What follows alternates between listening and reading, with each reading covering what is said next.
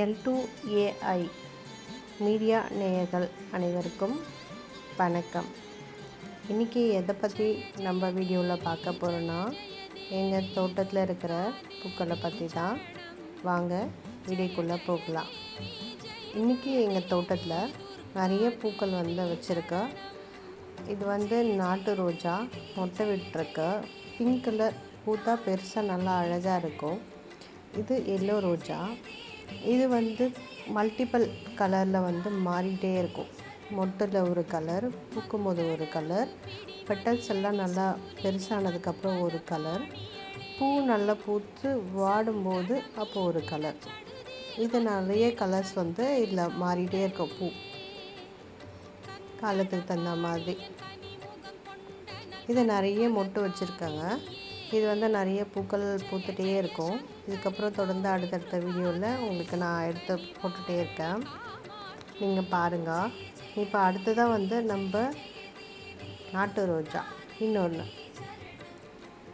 இவங்கெல்லாம் இப்போ தான் ஆரம்பிச்சிருக்காங்க மொட்டு வச்சு பூக்கிறதுக்காக. நிறைய மொட்டுக்கள் வச்சுருக்காங்க. இன்னும் முழுசாக பூக்கவே இல்லை. இப்போ தான் கொஞ்சம் கொஞ்சமாக மலர்றாங்க.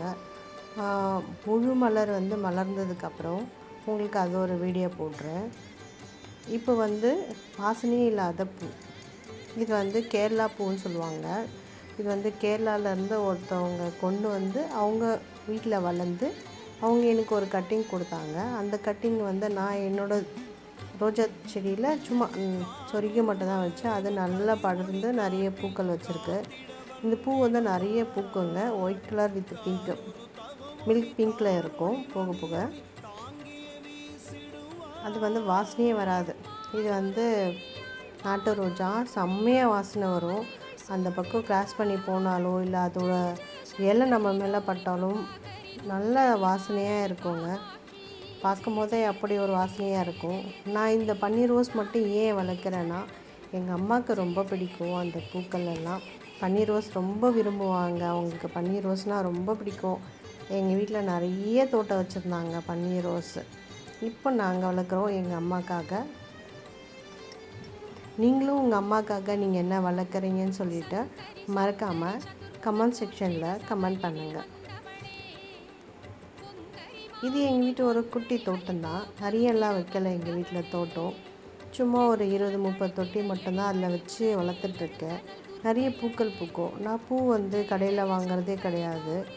மேக்ஸிமம் எங்கள் செடியில் பூக்கிற பூக்களே எங்கள் பூஜைக்கு சரியாக போயிடுங்க டெய்லியும். உங்களுக்கு இந்த வீடியோ பிடிச்சிருந்தா மறக்காமல் லைக் பண்ணுங்கள்.